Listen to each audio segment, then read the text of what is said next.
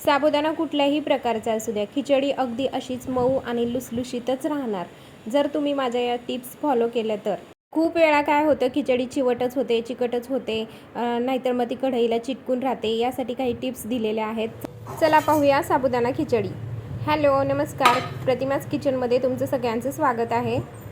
तर इथं बघू शकता तुम्ही, शाबू मी आहे ना सकाळी 7 वाजता भिजायला घातला होता. शाबू छानपैकी आता भिजलाय, मस्त भिजलाय एकदम.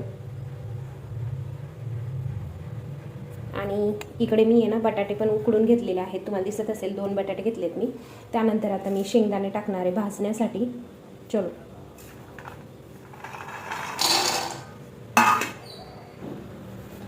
शेंगदाणे भाजायला टाकले. आता मी ही मिरचीचे देठ काढून घेते, कारण मिरची मिक्सरमध्ये बारीक करून घ्यायची आहे खिचडीसाठी.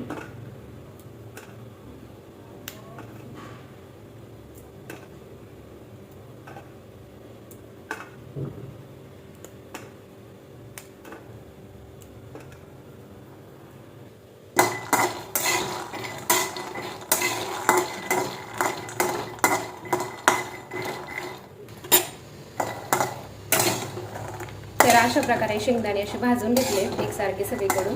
आता हे प्लेटमध्ये मी काढून घेते.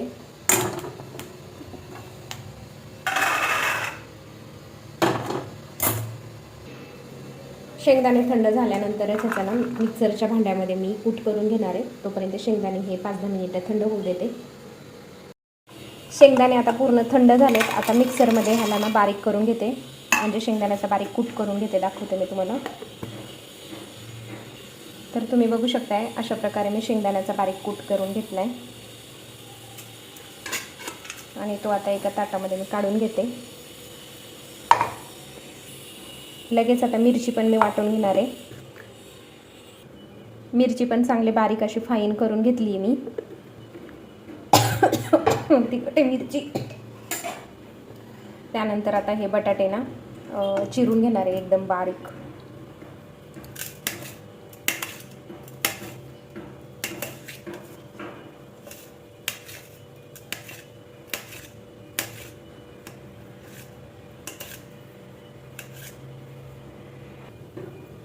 आता मी एक कढई गरम करायला ठेवली. त्याच्यामध्ये आता मी साजूक तूप घालते 1 चमचा. तूप छान गरम झाले, त्यामध्ये लगेच मी वाटलेली हिरवी मिरची टाकते. आता ही मिरची ना तुपामध्ये चांगली परतून घ्यायची, म्हणजे मिरचीचा जो उग्र वास जास्त असतो ना तो निघून जाईल. मिरची परतल्यानंतर त्यामध्ये आता मी 1 चमचा मीठ घालते. हे पण चांगलं आपण परतून घ्यायचं. त्यानंतर आहे ना लगेच आहे ना भिजवलेले शाबू घालणार आहे. शाबू घालून झालेत. आता लगेच आहे ना शाबू आपण परतून घ्यायचे. हिरवी मिरची पूर्ण सगळ्या शाबूला लागली ना की लगेच त्याच्यामध्ये आपल्याला हा उकडलेला बटाटा सुद्धा घालायचा आहे.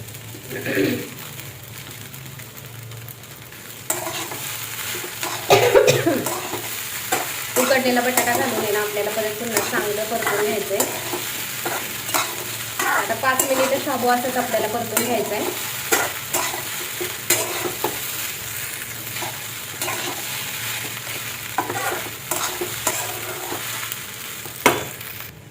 पाच मिनिटं चांगलं शाबू परतल्यानंतर त्यामध्ये आपल्याला शेंगदाण्याचा कूट टाकायचा आहे. भरपूर असा शेंगदाण्याचा कूट घातलाय मी. आणि आता आपल्याला परत हे एकजीव करून घ्यायचं आहे.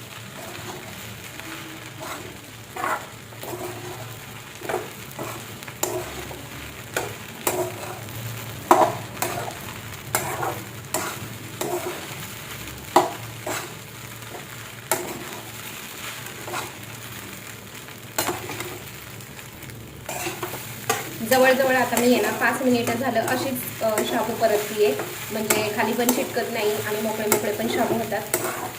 साबुदाणा खिचडी बनवताना ना शाबू कधी पण 2 ते 3 तास अगोदर भिजायला घाला. आणि रात्रीच्या वेळेस जर भिजायला टाकला ना तर अधिक उत्तमच, कारण खिचडी खूप मोकळी आणि सळसळीत होते, चिकट होत नाही. तर आता बघू शकता तुम्ही खिचडी किती मोकळी मोकळी झाली. तुम्हाला दाखवू का? ते बघा, अशी मोकळी मोकळी खिचडी झाली की चांगली वाटते. तर शाबू पण छान परतले गेलेत. अशा पद्धतीने जर तुम्ही साबुदाणा खिचडी बनवली तर खूप छान होईल. आणि तुम्हाला कशी वाटली ही साबुदाणा खिचडीची रेसिपी? आवडली का?